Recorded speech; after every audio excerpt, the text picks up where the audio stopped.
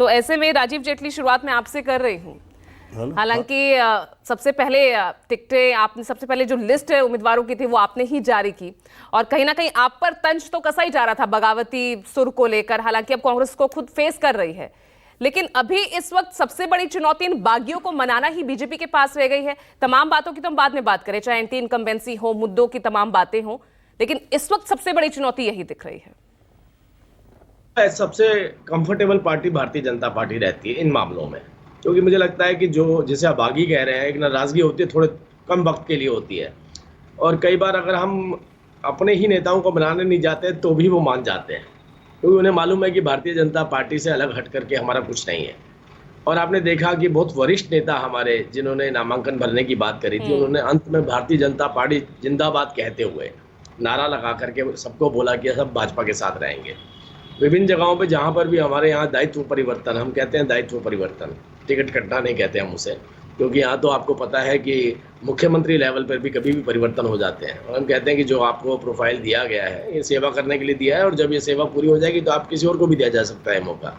तो हमारे यहाँ दायित्व परिवर्तन होता है, और दायित्व परिवर्तन में अगर किसी को टिकट नहीं मिली है, उसकी नाराजगी कुछ वक्त तक रह सकती है। तो कम से कम ये बात कि भारतीय जनता पार्टी का नाराज कार्यकर्ता या जिसको टिकट नहीं मिल पाई वो पार्टी से अलग होगा या नामांकन भरेगा, मुझे लगता है उसकी संभावना 99% ना की है। कोई 1-8% ऐसा भी हो सकता है कि वो सोचेगा कि मैं चुनाव लड़ना चाहता हूँ, उसका विशेषाधिकार है ये। तो हमारे साथ ये पोजीशन नहीं है। लेकिन यही कांग्रेस पार्टी जिसकी स्टेटमेंट आती रही बार बार कि लोग नाराज हैं, बागी हैं, अरे भाई हमारी पार्टी तीसरी बार सरकार बना रही है। हर किसी की इच्छा होती है कि मैं भी चुनाव लड़ूं, मैं भी जीतूं और मैं भी मंत्री बनूं, विधायक बनूं, हर किसी की इच्छा होती है। तो वो इच्छा पाल करके जो नेता टिकट मांग रहे थे, जिन्हें नहीं मिली, उनकी नाराजगी थी। उन्हें ये कहा भी था कि हम इंडिपेंडेंट चुनाव लड़ेंगे, लेकिन मैक्सिमम लोगों ने इस बात से अलग हटते हुए भारतीय जनता पार्टी का साथ देने का विचार बना लिया है।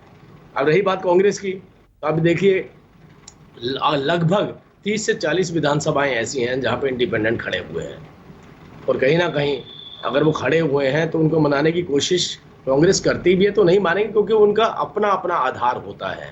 वो संगठन बेस्ड पार्टी नहीं है। कहने के लिए संगठन आप कह सकते हैं उसमें, लेकिन वो संगठन बेस्ड पार्टी नहीं है। वह इंडिविजुअल कैपेसिटी पे ही चुनाव लड़ा जा सकता है। अगर आप ये कहें कि किसी के चेहरे को लेकर के वो चुनाव लड़ेंगे तो वो उनके लिए बड़ा मुश्किल होता है, या अपने विचारों पर चुनाव लड़ेंगे तो इस बात में भी बहुत बड़ी चुनौती होती है, खास तौर पर जब मैं हरियाणा की बात करता हूँ।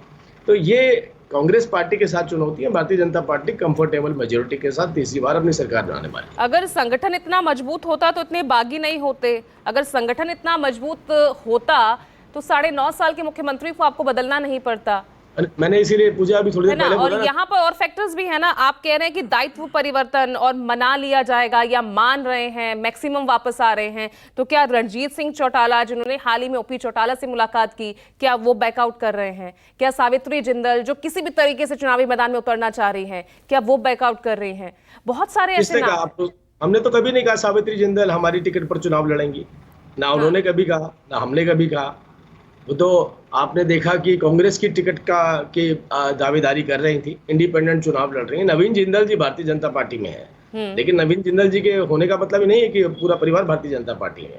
तो स्वेच्छा के साथ कहीं भी जा सकते हैं। वो इंडिपेंडेंट कंटेस्ट करना चाहती हैं, वो कंटेस्ट कर रही हैं। और आपने कहा, मैंने आपको इसीलिए बोला 99%, 1% की तो गुंजाइश कहीं भी दी जा सकती है।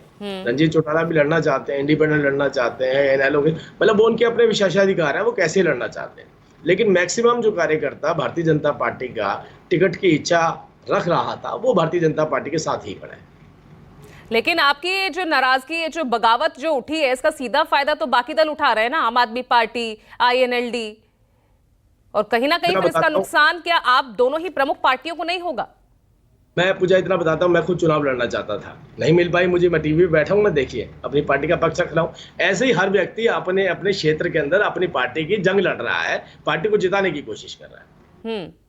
लेकिन आप वाला हौसला नहीं दिखा ना बाकी सब में। जो 47 इस वक्त जो 47 लोग जो दिख रहे हैं, जो बागी हैं, जिन्होंने कोई किसी ने दूसरा दल ज्वाइन कर लिया, कोई निर्दलीय उतर रहा है चुनाव में, हर कोई अपनी महत्वाकांक्षा के साथ है ना इस बार। भाई सालों से आपकी पार्टी में रहे हैं। रामविलास शर्मा को आप देखिए, ठीक है अब लास्ट मोमेंट पे वो वापसी, अब वापसी हो गई है पार्टी में, नहीं लड़ रहे हैं। तो लास्ट मोमेंट पे ही होती है सब वापसियां, लास्ट मोमेंट पे होती है। नॉमिनेशन भी वापस होते हैं, नॉमिनेशन भी वापस होंगे, आप देखिएगा उसको भी।